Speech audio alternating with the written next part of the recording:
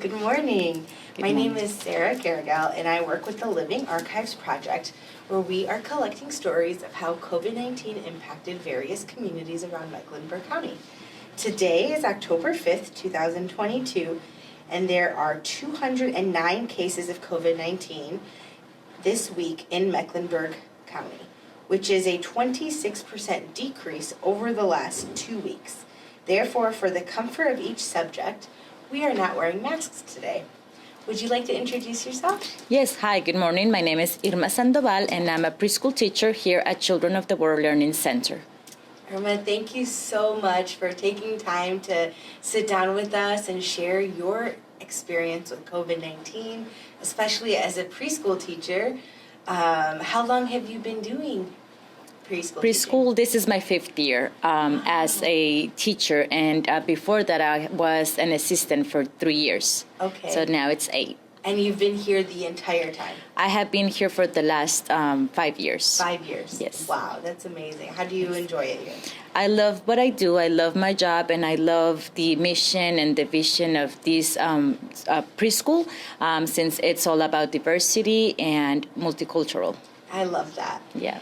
So your classes here are taught both in English and Spanish, correct? Correct. And do you teach the English portion or the Spanish, or you do both? I have done the Spanish and the English. So yeah, I've been doing both of them. Okay. Yeah. And how old are your students typically? Our students are from 3 to 5. So Okay. this year I have the older ones, so they range from 4 to 5. 4 to 5. Okay, wow. Yes. And so how many students do you have this year? 18.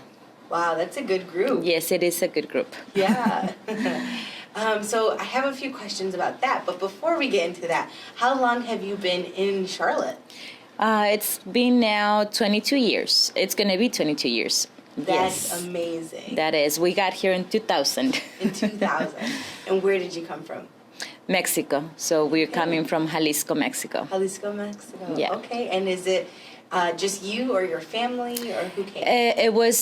I came with mom, so it was mom and my 3 of my siblings. Now mom moved back to Mexico, and we Okay. stayed here. Okay. Yeah. Awesome. Do you get to go and see mom every once in a while? She comes 2 times a year to see us. Oh, that's Yeah. awesome. And do Yeah. your siblings live in Charlotte? Some of them do. I'm a daughter of a family of 11, so I'm number 10. Wow. That's huge. It is huge. So I have some siblings in Mexico, some Okay. here in Charlotte, and I have 2 that live in different states here in the United States. Okay. Wow. How was that growing up in such a big family? It was.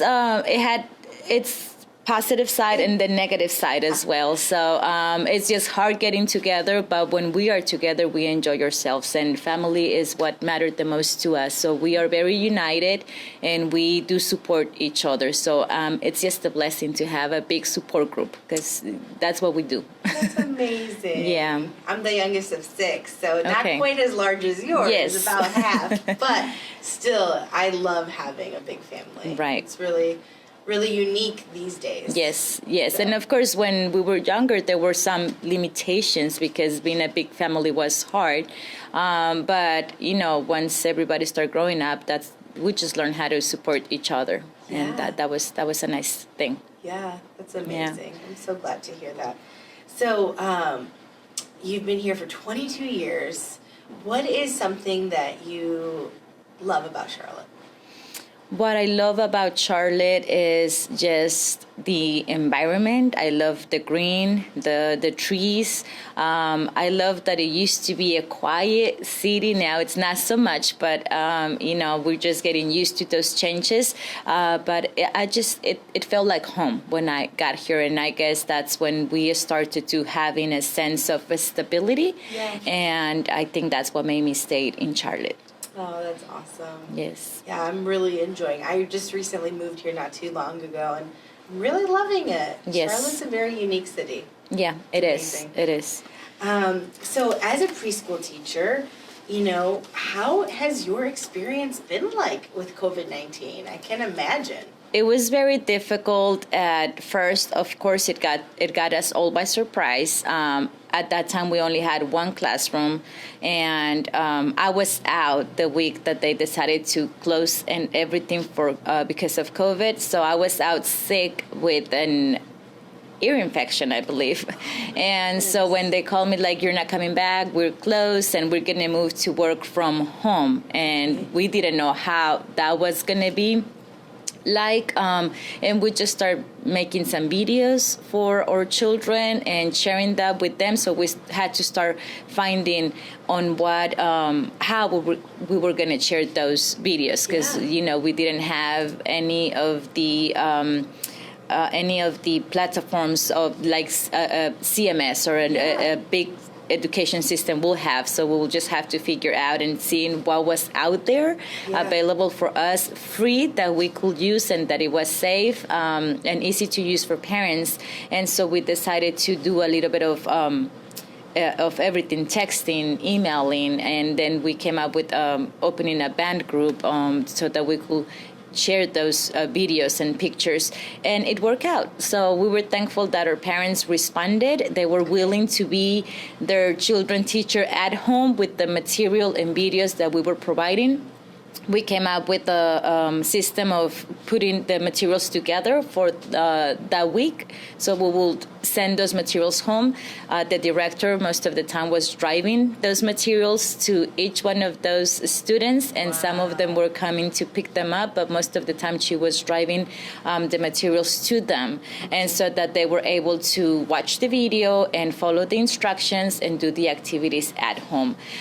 So it was very challenging, but we made it work, and the families responded very well, because I think that they also needed to have that to be able to keep having a normal life at their house. And they were home with their children, so they needed ideas and a guidance of what they could do to keep their children learning at home. That's so amazing. That worked. Yes. So that transition, I mean, how was it for you? Like the technology and I know a lot of teachers are like, I didn't really know what to do, and then I had to teach myself. How was that for you? Exactly it was exactly like that. I was lucky in one way and not so much in the other, because as I was teaching, I had 3 children of my own at home doing homeschool as well. So, so it was really hard, but at the same time, I was able to see that all the teachers were going through the same thing, and that also gave me the opportunity to try some of the things that they were doing. I was like, oh, well, that's a good idea. My son teacher did this, so I'm going to try that in my work. So it gave me more options and ideas of how to make it work, but it also made me feel that all of us were on the same page and we were all learning together. But I did had a lot of ideas from my children's school, from their teachers, and then we were able to make it work. So how old are your kids? Right now, I have a 14-year-old, a 13-year-old, and a 9-year-old. Wow. Yes. And so 2 years ago, that was like 11 and 10 and 7. Yes. Wow. Yes, so it was hard. So what, I ended up having them next to me. I was doing my teaching online. They were doing their learning online, and we were home. Yeah. So tell me a little bit about that. How was your experience juggling? It was hard, and I am sure all the families experienced that. I still feel blessed that I was home with them, and then when we were able to come back to the building, it's still online, they were here with me in the classroom. So I was always, had that benefit of having them next to me. But even if I was present, I couldn't be, because I was doing my work at the same time. So sometimes they will have a question and I was like, not right now, I'm online, I'm in a Zoom meeting with my students. So even if I was there, I wasn't able to help them 100%. So and a lot of times they were still on their own. And then when I came, it was too late, because their class had already ended and I wasn't able to help anymore. So you still had that frustration that I cannot be there for my children, even though you were working from home. Yeah, even You though you're physically there, Yes, you couldn't you be still, there. yeah, you still know. can't help us 100%, you know. But Yeah. I was with them, and they knew we were going through this together. Yes. So, but it was hard. But you know, I can imagine those parents that had to leave Oh my goodness. their home Yes. and leave their children there, because I saw it happen too. Some of the students were there with an older sibling, and they had no parent supervision whatsoever. So that was sad. Yeah. Yeah. I can't imagine. Everyone went through so many different experiences, so I know how Yeah. challenging they were. I Yeah. can't imagine being a parent during that time. Right. In terms of your kids being virtual and then you being virtual, did that time frame kind of align, or was it different? It was different. They all had different schedules. I had different schedules. So it was hard. And finding a space in the house that everybody was able to have some privacy and listen to the teacher and not the background was a challenge as well. We have a small house. So it was also a challenge. But at least we were together. That was what mattered most. I mean, we were safe, we were home, and we were together. And so we always try to focus on the positive side, not the negative. But it was very, we had schedules posted everywhere. So because even lunchtimes were different. So we had to make sure that we're inside some kind of room to leave the dining room available so that the one that has lunch can come out and have lunch and not disturb the others. So we had schedules posted in every space of our house. You know? Oh my goodness. Yeah. You guys all had your own little nook, your own corner, and you had to juggle all of that. I can imagine. And for you being a preschool teacher, how did the preschoolers respond? Because I feel like personally, when dealing with young kids, it's hard for them to focus on a virtual call, a Zoom call. It is. How was that? We were very surprised because our children responded very well. They were just, their way of coping was amazing, and they taught me so much because they were actually the ones that made me get up and do that. Because if I was going to be in a Zoom meeting where they were all over the place and not enjoying the moment, I wasn't going to feel good about what I was doing. But they needed that interaction. They needed to see their teacher. They needed to see their friends. And they liked seeing their friends on screen. At first, it was like, hey, he's there, he's not here. So they will pay attention to the screen and see who was there. So, like I said, we try to do the Zoom meeting for them more fun. Like, let's sing together, let's dance together, get up and dance. And then the small videos that we will send parents was the lesson. So we try just to kind of get together, let them see their friend's face, let them see their teacher face, make sure that everyone was okay, and, that they were still a class, that they were still a community, that they were still a group of friends. And so that's basically what we did. But the key to this was the parents' response. You couldn't do it without the parents' engagement, and the positive response that they gave us. That's amazing. That's amazing to have such an incredible group of truly committed parents. Yes. Because I know sometimes when you're so overwhelmed with everything in your own life, it's like, okay, it's very difficult to be present for your kids. Yes. And so I can imagine. So now kind of shifting out of the virtual and the lockdown and more restrictions are lifted and the transition, what's that like for you now, both as a mom and as a teacher? It was hard at first, again, just going back to the routine and what we believed is normal, but it's still not normal because you still have to take care and you still can get COVID and you have to do things differently. It was really hard now just in the fact going back, and especially because not everything went back at the same time. So you were still sometimes handling things in person, but then you had to be somewhere else online. So it was sometimes driving someone to a Girl Scout meeting while you'll be present in a Zoom meeting from work. So it was still, the transition didn't happen overnight. It took quite a a long time, and you were still trying to see what were you doing in person now and what are you going to keep doing online, but still you have to make that work, and so you still have to follow a schedule. So it was kind of confusing, but I think we were ready to go back.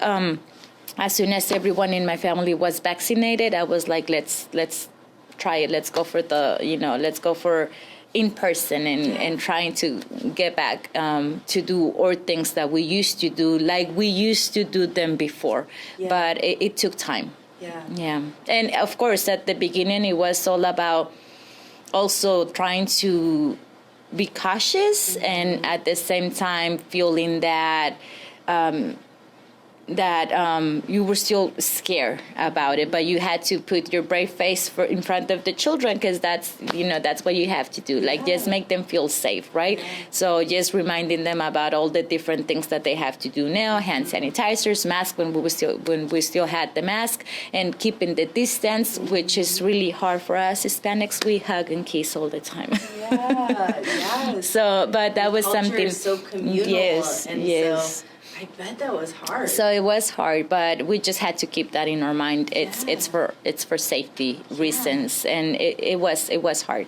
And for you, I mean, you talked a little bit about your mom living in Mexico, and how was that during the pandemic? Were you able to see her? And she did travel once during the COVID time, and what we had to do was that we rented a house at the beach so that all of my siblings and me could be there with her. So we all took off work those 2 weeks that she came, and we just spent time with her, trying to keep her safe because we were scared that she was going to get sick, or if everybody else was going to work, coming back to her.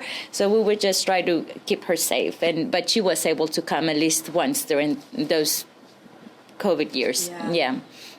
Wow. And then, in terms of you being here and some of your family being in Mexico, what was that like? Like, did they experience some of the same restrictions, or was it different? They did experience the same restrictions. They didn't get vaccines as fast as we did, so we were always like in touch. Are you okay? Be safe. Concerned because they didn't get the vaccines when we got them.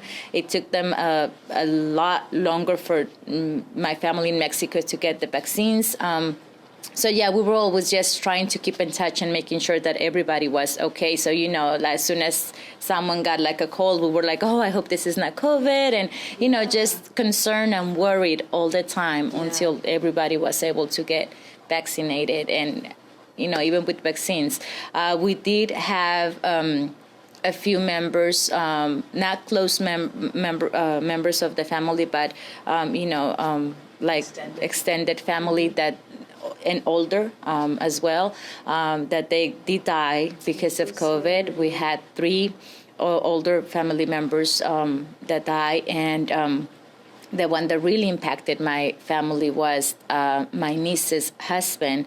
He was just 24, but he did have a heart condition, and he also died. So my niece is a widow, and she has 3 children. She was pregnant with her 3rd child when that happened. So that was very shaking for our family. Yes. So he was the closest one that we did lose, and all of them in Mexico. So we were always concerned, worried, contacting them, and it happened. So so sorry for that was devastating for. I can imagine. Yes. So young. Yes. And not that it doesn't matter any age, to lose someone is challenging. It's challenging, but to be it seems like it was very unexpected. It was. Yeah, she's still struggling to get herself together now. It's been a year, and that was hard. So again, the only thing that we can do as family is give that support. Yeah. But that's all. Yeah. It's so important. How did you keep in touch with your family? Did you guys do a lot of Zoom, or was it more just phone calls? We do more video calls and phone calls. With my family in Mexico. Most of the time was that was what we, even for prayer. We did prayer on Zoom a couple of times. But that's how. So at least you guys were able to find ways to stay connected. Oh yes. For us a big thing is the posadas on Christmas time. Okay.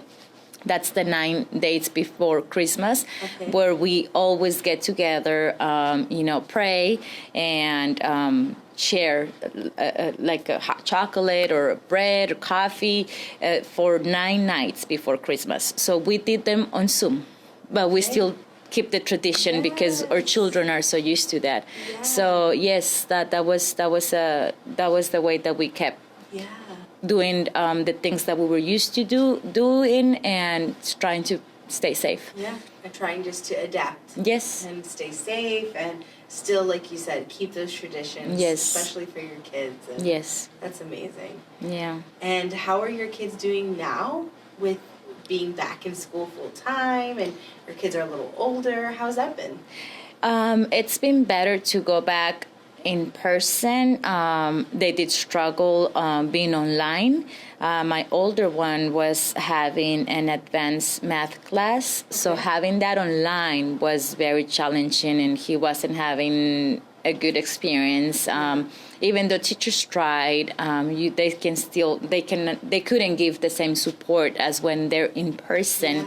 I guess it's harder to keep up. But now that he went back in person, he once again feels more comfortable with his math subject, and so they're just glad to be back, and their grades went up, and they were able to understand more. So they're just happy to be back. And connect with friends, I guess. Of course. Oh my gosh. Yes. A sense of community, and that's so important. And for you, it seems like you're religious, your faith is very important to you. Mm-hmm. Have you been able to, reconnect with wherever you? Yes, we did reconnect. We stay away in person for the full 2 years, and then we went back in person now, and that's a big need. My husband sings in the choir, so he's happy to be back. Yeah. And so that we're able. We never stop because, like I said, we kept our prayer. We kept our prayer call every Wednesday, and we kept in touch with the Zooms and the Facebook Lives when they were transmitting the service on Sundays. But now that we're back, of course, it's much better. It is very important for us, Yeah, and your husband, what does he do for work? He does construction. Okay, and how was that during that? Well, again, we were blessed in so many ways. It's just a small group, so it's just him and his helper, and it's only the two of them, and their work never stopped. Okay. So they kept. So he was still working. Yeah, they kept on working, and he didn't have to deal with a big group of people. It was just him.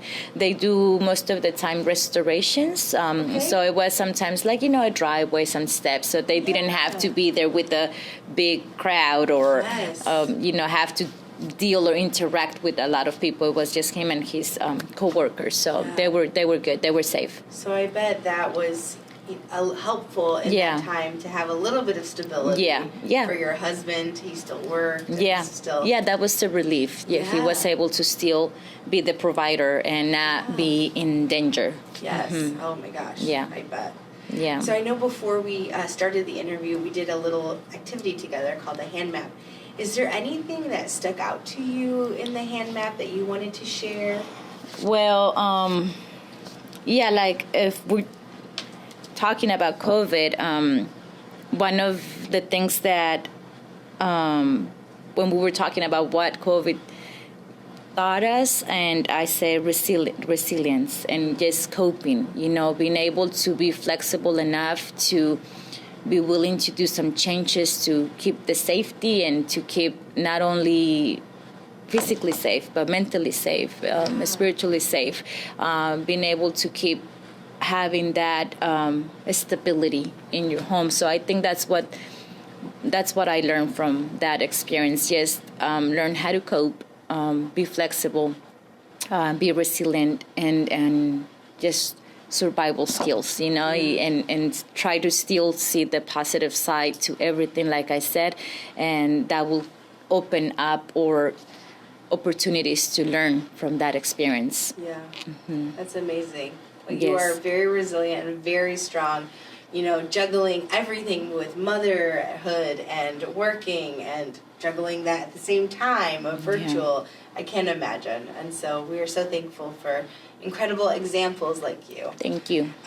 So just to, respect your time, I wanted just to follow up with, do you have any additional stories or experiences that you wanted to share about your experience over the last 2-3 years? Well, I think just the point of keep going, don't stop your life, find new ways to do things, but don't close yourself up, and find ways to still do what you are happy doing and your passion. And I love teaching, and like I said, that group of children kept me on my feet. Aside from my family, my own children, being okay for them was my purpose of every day during that time. So I think just trying to keep doing what you love doing, and that's going to bring you happiness, and that's going to help you find the exit to whatever problem or situation you are facing. Well, thank you so much. Thank you. Irma. Thank you for everything.